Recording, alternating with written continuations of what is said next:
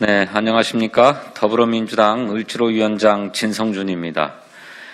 서울대 청소노동자 사망 사건과 관련해서 을지로위원회의 입장을 발표하기 위해서 이 자리에 섰습니다. 저와 함께 우원식 의원님께서 함께 해주셨고요. 그다음에 위성곤 의원님 그리고 이수진 의원님께서 을지로위원회를 대표해서 함께 해주셨습니다. 준비된 성명을 낭독하겠습니다.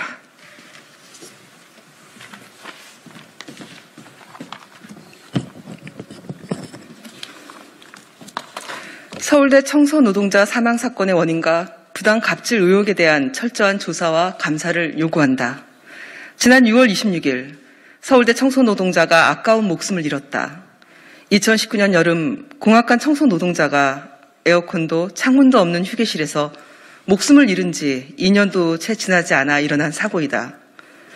사망사고 자체도 가슴 아프지만 서울대의 대응은 실망을 넘어 분노스럽다. 고인은 추정 사망 시각 이후 10시간이 지난 한밤중 학교 측이 아닌 가족과 경찰에 의해 발견됐다. 또 서울대는 사업장에서 발생한 사망 사고임에도 고용노동부에 신고조차 하지 않았다. 현재는 고인의 사망 원인을 개인의 질병이라고 자의적으로 판단하고 공동조사기구 설치도 거부하고 있는 상황이다. 공식적인 유감 표명은 사망 이후 20여일이 지나서야 나왔다. 책임 소재를 떠나 구성원을 잃은 슬픔을 먼저 표하는 게 도리일 텐데 학생 처장이란 사람이 너도 나도 피해자 코스프레 역겹다라는 망언을 쏟아내고 이에 대해 온 국민이 공분을 일으키자 마지못해 유감을 표했다.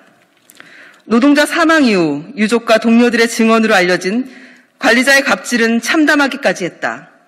지난 6월에 부임한 안전관리팀장은 정원 196명, 엘리베이터 없는 4층 기숙사 건물을 주말까지 홀로 청소해야 했던 고인에게 제초 업무를 추가했다. 고인이 제초 작업까지 하는 건 너무 힘들다고 하소연을 하자 주말 시간에 수당을 깎아 외주로 가겠다 압박했다. 더욱 기가 막힌 것은 업무와 무관한 시험 출제, 미화원 회의 시 드레스 코드 강요 등 상식적으로 이해할 수 없는 요구를 했다는 것이다. 현재까지 유족과 동료들이 증언한 바가 이 정도이니 실제로 고인이 얼마나 큰 육체적, 심리적 스트레스를 받았을지 짐작이 가지 않는다.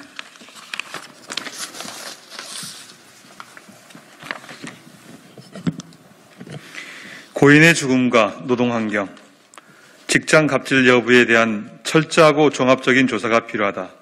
서울대는 국민의 공분을 살 뿐인 고압적 대응으로 일괄할 것이 아니라 한치의 의혹이 남지 않도록 외부 전문가와 기관이 참여하는 조사에 겸허히 응할 것을 촉구한다.